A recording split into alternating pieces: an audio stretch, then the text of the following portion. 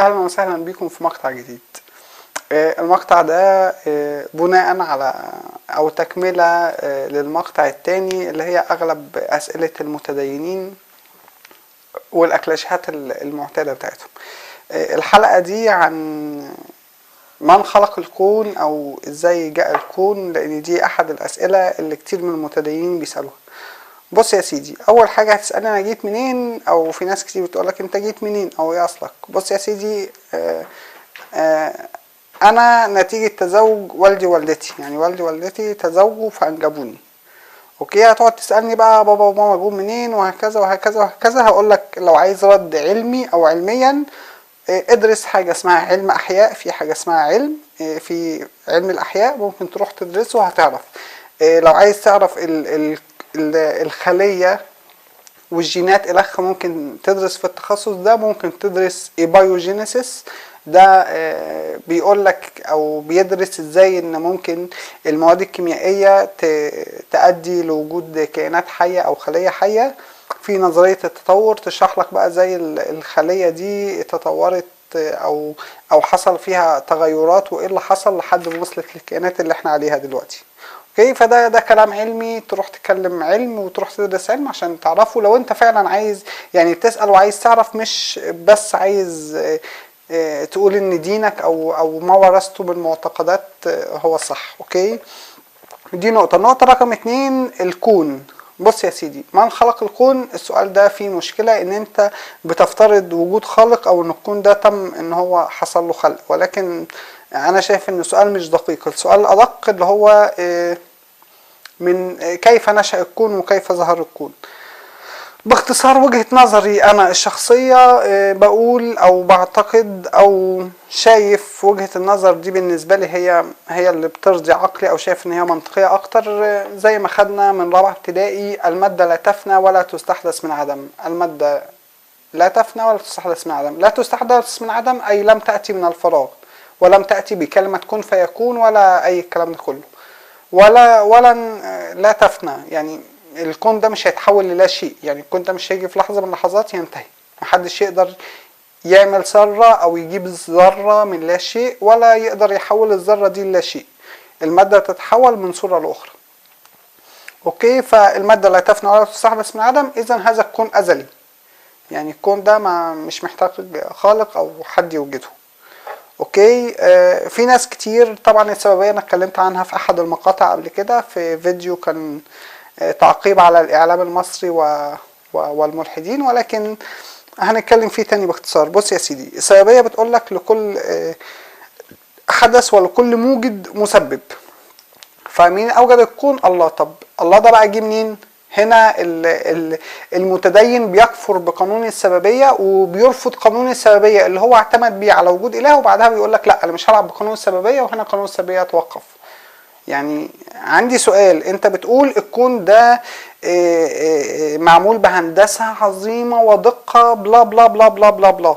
طيب انت من هنا بتقول ان لابد من شخص او لابد من كيان ذكي وعاقل، اله وذكي جدا هو اللي قدر يوجد هذا النظام. طيب الكيان الذكي العاقل ده اتى من فراغ؟ اتى من لا شيء؟ اتى من العدم؟ يعني اتى منين؟ جه ازاي؟ هنا ما بنجدش ان اي متدين بيقدر يرد ويقول سوى مجموعة من المغالطات المنطقية والفلسفية التي عفى عليها الزمن. يعني منطقيا هو هنا خلاص، هو هنا فقد المنطق وبيبتدي بقى ايه، يقعد يقول مجموعة من المغالطات. يعني يقول لك لا ما هو الخالق فما ينفعش يتخلق. طب انت منين؟ اولا انت منين؟ يعني انت استدليت ان في خالق بناء على مجموعة من الافتراضات اللي انت افترضتها.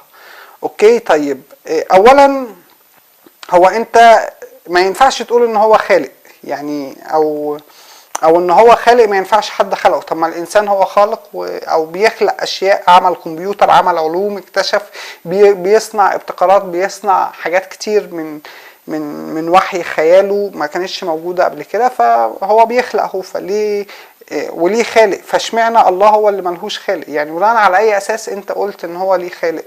كلمة العلة الأولى وعلم الكلام الإسلامي اللي هو ردا على علم المنطق اللي اوريدي كشف إن الأديان فيها كتير من المغالطات المنطقية، ده كله مش مظبوط. يعني منين انت بتقول ان الخالق لا يخلق او ما ينفعش حد خلقه؟ يعني بناء على اي اساس انت افترضت ده؟ منين بتفترض ان الله حي لا يموت؟ ايه المانع ان يكون ان الاله ده مات، يعني عمل الكون وبعدها مات whatever؟ يعني منين بتستدل على حاجات كتير فالله؟ يعني انت بتقول الكون ده ناقص فاذا الله كامل. طيب ليه بتقول ان هو كامل؟ ده بل بالعكس، المفروض لو الاله كامل لما يعمل شيء يكون كامل، ما يعملش شيء يطلع ناقص. فيعني كل الادله اللي بتقول لك في اله هتلاقي فيها كثير من المغالطات المنطقيه، ولو فكرت فيها بشكل منطقي واوسع شويه هتلاقي ان الادله دي يعني مش مظبوطه. هي كلها مجرد افتراضات، هي مبنيه على افتراضات، افترض كذا افترض كذا افترض كذا، انما بدون هذه الافتراضات هتلاقي ان الفكره مش مظبوطه ومش منطقيه. حتى برغم الافتراضات دي، لما يعني لو افترضنا وجود اله، طيب الاله ده اتى من الفراغ واتى من العدم، اوكي يا سيدي، يعني هو صحي من النوم لقى نفسه. طب كان بيعمل ايه قبل خلق الكون؟ يعني الاله ده كان قاعد بيعمل ايه؟ المفروض بقى موجود من ما لا نهايه، من سالب ما لا نهايه، فكان قاعد بيعمل ايه في الما لا نهايه دي كلها؟ يعني ده سؤال برضو ما حدش بيقدر يجاوب عليه ولا حد بيقدر يفكر فيه اساسا، ولو فكر فيه ما بيصلش الاجابه وبيعرف ان الفكره مش مظبوطه. طب ليه خلق الكون اساسا؟ يعني هو خلقه ليه؟ يعني هو الاول كان بيعمل ايه؟ مفيش اجابه. طيب خلقه ليه؟ طبعا هنا المتدين هيقول وما خلقنا الانس والجن الا يعبدون، لو كان مسلم ولو كان مسيحي تاخد حب الخ من الكلام ده. طيب هو قبل ما يخلقه ما كانش فيه الحاجات دي؟ وهل الله يحتاج لبشر يعبدونه؟ يعني هل الكائن اللي اسمه اله الذكي العبقري بلا بلا بلا بلا، هل يحتاج الى بشر يعبدونه ويتعبدوا اليه ويرفعوا مؤخراتهم اليه؟ يعني هل الاله بالشكل الفاشي والنرجسي ده، هل الاله ده للدرجه دي ان لو حد مش مقتنع بيه وحد مش قادر يفهمه ولا يتفهم الفكره ان هو يفضل يتعذب للابد؟ يعني هل ده كلام منطقي؟ يعني هل ده منطقيا انت قادر تفهم وتستوعب الكلام ده؟ لو قادر تستوعبه فانا احسدك على مخك، وانا اسف ان انا مخي قاصر وفي خلل ان هو مش قادر يتقبل هذا الكلام. يعني انا اللي مخي فيه خلل، مش المتدين. انا شايف نفسي ان انا مختل عقليا كما يدعون، رغم ان انا شايف ان هو التدين هو الاختلال العقلي، وهذكر دي في الاخر. طيب هل الاله يحتاج لملائكه يوصلوا الرسائل ويبعت الملاك يروح يقول لنبي ولا يقول لناس ولا يروح يحارب ولا يعمل الكلام ده؟ يعني هل الله في حاجه لوجود ملائكه اساسا؟ يعني هو خلق الملائكه ليه؟ يعني الملائكه دي وظيفتها ايه ولا ايه لازمتها؟ ليه تصور الله دايما نفس تصور الفكر الانساني ونفس الفكر الانساني بشكل عام؟ يعني الله كل ما ينسب لهذا الاله هو فكر بشري بحت، ما فيش شيء مش موجود في الفكر البشري، ما فيش حاجه اللي هي مش موجوده او اوريدي ما مرناش بيها. يعني لو بصيت لله والملائكه زي رئيس الجمهوريه والوزراء بقى، في وزير الاموات اللي هو بيروح ياخد ارواح الناس، في وزير اللي معرفش ايه، في وزير لايه، في وزير لايه، وفي شويه خدم، وفي شويه رافعين الكرسي، وفي شويه ماسكين مراوح وبيهووا. يعني الكلام ده يعني هو تصور انساني بشري بحت، مش اله بقى قوي وعظيم وكامل وبرفكت. يعني الحاجات دي انا ما بشوفهاش بصراحه في مقالاته الاديان او الاديان الابراهيميه. يعني فكره الله بعيده تماما عن الافكار دي. يعني اله، انا كانسان انا ما بحبش افرض وجهه نظر على حد، فازاي الاله الكامل كل ما عايز قوله بقى ان هو لازم يفرض وجهة نظره على الناس، ولو الناس دي ما اقتنعتش بوجهة النظر دي فخلاص هتتعذبوا للأبد. يعني اللي هو ايه، ليك حرية الاختيار، يا اما تعمل اللي انا عايزه، يا اما غصب عنك تعمل اللي انا عايزه، ولو ما عملتوش هسجنك او اعذبك او يعني ازاي؟ يعني انا دي مش مستوعبها.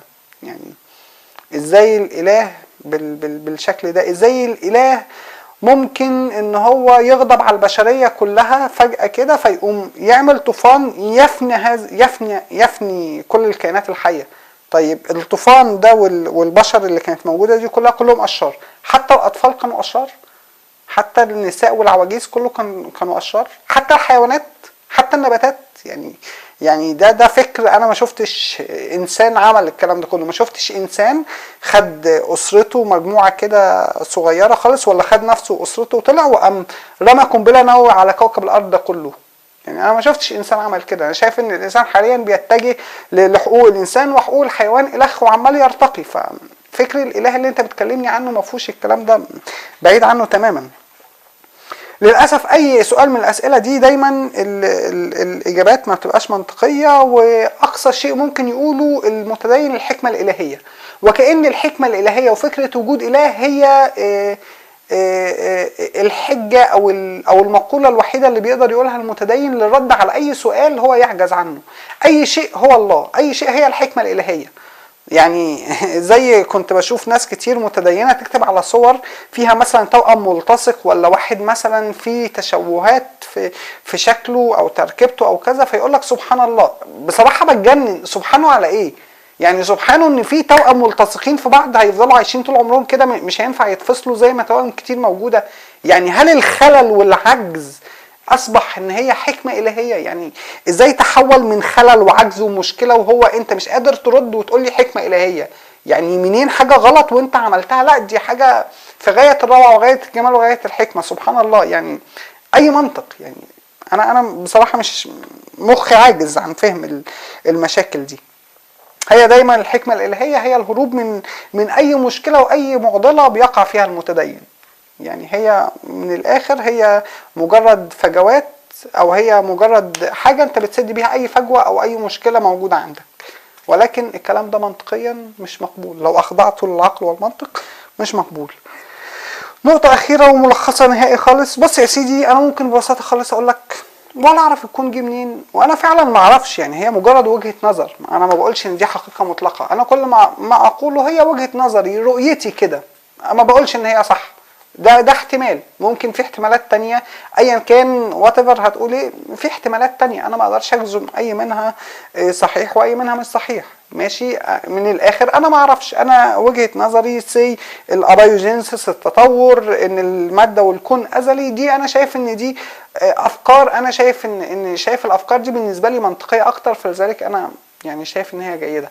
ماشي، ولكن برضو في الاخر ما اقدرش اجزم بيها، ومش بقول ان هي حق مطلق. ولكن اللي انت عايز تقوله وتصوره عن الاديان او اللي قالته لنا الاديان ده مش مظبوط. ان الكون جاء في 6 ايام، وان عمر البشريه ما اعرفش 5000 سنه ولا 7000 سنه، الكلام ده مش مظبوط. ان ادم خلق من طين والكلام ده كله، لا ده مش مظبوط. ويعني مدى التشابه بين الانسان، لو بصيت للهيكل العظمي او الجمجمه بتاعت الانسان وانواع القرود وغيره، هتلاقي نسبه تطابق تتعدى ال 80-90% مع كائنات كتير. لو بصيت مثلا، لو انت مش عاجبك التطور، بص للكلاب، بص كمية الانواع اللي موجودة في الكلاب، مفيش قواسم مشتركة بينهم تدل ان هم ليهم اصل واحد او جذر واحد، او ان هم فعلا هو كائن واحد وابتدى يتعدد في شكله او تنوعه، وابتدى يحصل نوع من المؤثرات الخارجية اللي خلت الكائن ده يبقى بالشكل ده، او طفرات جينية او غيره، او اي مؤثرات او نوع اكل او ظروف هو عاش فيها وصلت لده، او طفرات جينية ادت ان يبقى فيه كائنات كده.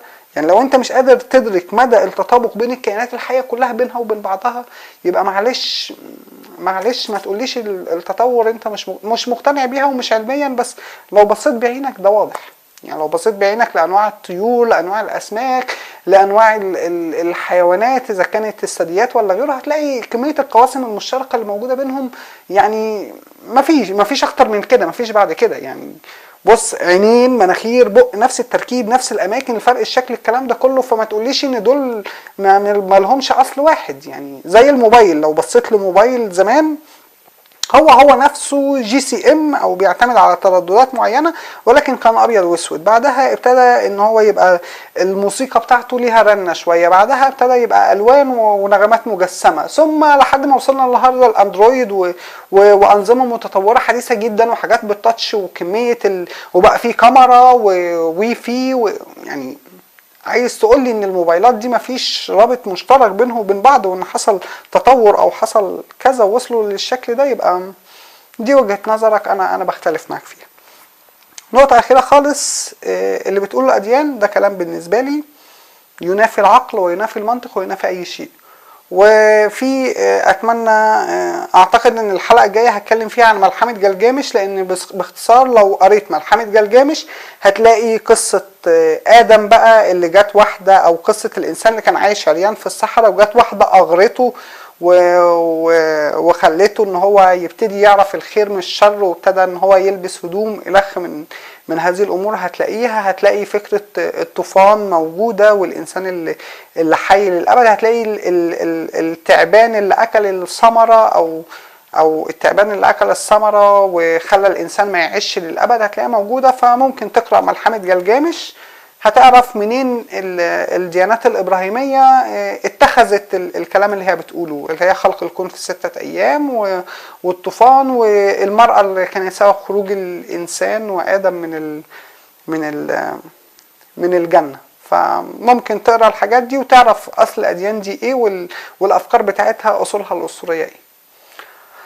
اشكركم، واتمنى الفيديو الجاي يكون عن ملحمة جلجامش، واعتقد ان انا يعني هجيب لكم بعض المراجع عن الملحمة، وهذاكرها بشكل جيد عشان ما فيش نقطة انساها، وفي نفس الوقت عشان الملحمة هي رائعة جدا، وانا لما بقراها ما ببتديش ادون، انا بحب استمتع بيها اكتر. ففي بعض الملاحظات اللي انا كاتبها هكملها واعرضها لكم في الفيديو القادم. اشكركم، ومحدش يعمل لايك، محدش يعمل شير، محدش يعمل سبسكرايب. انت لو عايز تتابع هتعمل سبسكرايب. انت لو شايف الفيديو ده قدم فكر انت شايفه جيد، او فكرة تتفق معاه جزئيا او كليا، انت من نفسك هتعمل له شير. فمش هنشحت ان حد يعمل شيء، اللي عايز يعمل شيء يعمله من نفسه. واشكركم، واراكم الحلقة القادمة.